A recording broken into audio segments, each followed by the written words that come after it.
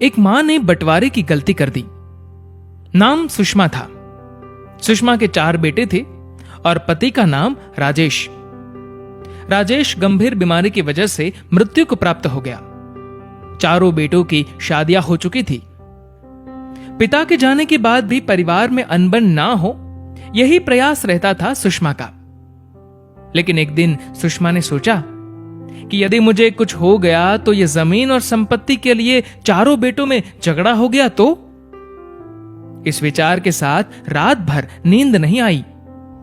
इसीलिए एक रविवार को चारों बेटों और बहुओं को बुलाकर दिल पर पत्थर रखकर बंटवारे का ऐलान कर दिया। चारों बेटों को कुछ समझ नहीं आ रहा था क्या कहना है, लेकिन फिर चारों मान गए ये सोचकर कि भविष्य में इस विषय पर परिवार में अनबन हो सकती है। बंटवारे के 1 महीने तक तो सब ठीक था, लेकिन फिर धीरे धीरे सभी का प्रेम सुषमा के प्रति कम होता जा रहा था।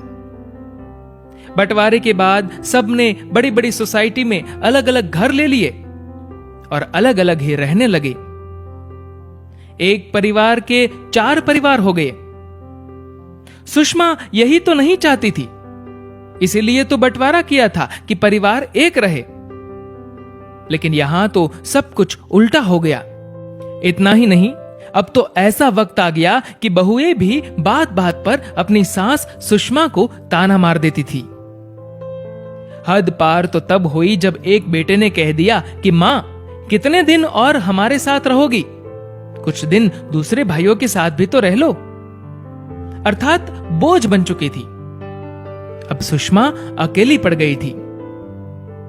एक दिन गार्डन में टहलते वक्त सुषमा को उसकी एक पुरानी दोस्त मिली, रेखा। कुछ दिनों बाद जब रेखा और सुषमा फिर से मिले तो बैठकर बातें कर रहे थे। एक दूसरे की सुख दुख की बातों के बीच सुषमा की आंखों से आंसू निकल आए। रेखा ने सुषमा से पूछा और सुषमा ने अपना सारा दर्द अपने दोस्त के साथ शेयर कर दिया। कोई और रास्ता भी नहीं था। रेखा सुषमा से पूछती है कि तुम अब क्या चाहती हो? तो सुषमा ने कहा, मैं सिर्फ अपने परिवार का प्यार और परिवार की एकता चाहती हूं। रेखा ने कहा कि मेरे पास एक रास्ता है और तुम्हें मेरे बताए रास्ते पर चलना होगा तो तुम्हारी दोनों इच्छा पूरी हो सकती है। सुषमा ने बिना कुछ सोचे हां कह दिया। अगले दिन दोनों मिले और रेखा ने सुषमा को एक संदूक दिया। सुषमा को कुछ समझ नहीं आया तो पूछा कि रेखा, इसका क्या करना है और ये मेरी इच्छा पूरी करने में क्या मदद करेगा? रेखा ने कहा कि घर जाकर चारों बेटों को सिर्फ इतना कह दो कि यह संदूक में बहुत बड़ी संपत्ति है जो मेरे मरने के बाद आपको मिलेगी। तब तक मैं इसे अपने कमरे में रखूंगी और इसकी चाबी मेरी सहेली रेखा के पास रहेगी। मानो बवंडर आ गया। सभी बेटे और बहुएं सोचने लगी कि संदूक में कुछ न कुछ तो कीमती है। धीरे धीरे माहौल बदलने लगा। वही बेटे अब कहने लगे कि मां, प्लीज अब यहीं रहना हमेशा। बहुएं भी ऐसी सेवा करने लगी कि सुषमा को विश्वास ही नहीं हो रहा था। अब तो चारों बेटों में बहस होती थी कि मां मेरे पास रहेगी।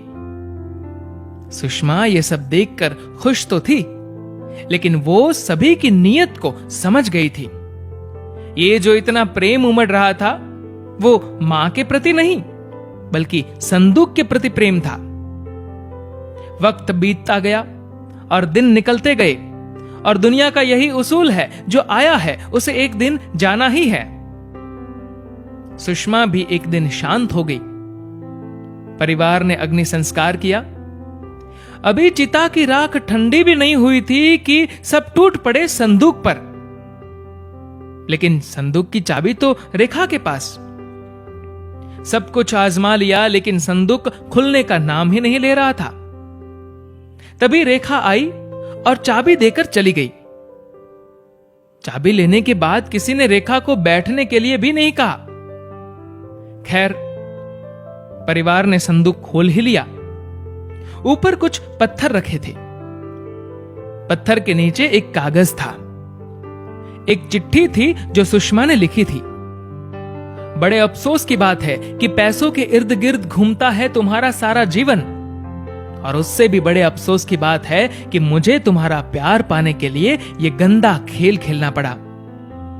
इस संदूक की लालच में देखभाल की थी ना मेरी, सोच रहे होंगे कि हार गए। अरे ये आप लोगों की हार नहीं, इस मां की हार है। परिवार ना बट जाए इसलिए बंटवारा किया था। मुझसे अनजाने में गलती हुई थी। अब मैं तो इस दुनिया में नहीं रही, लेकिन यदि मेरी अंतिम इच्छा पूरी करना चाहते हो तो फिर से एक हो जाओ, क्योंकि परिवार की एकता ही मेरी अंतिम इच्छा है।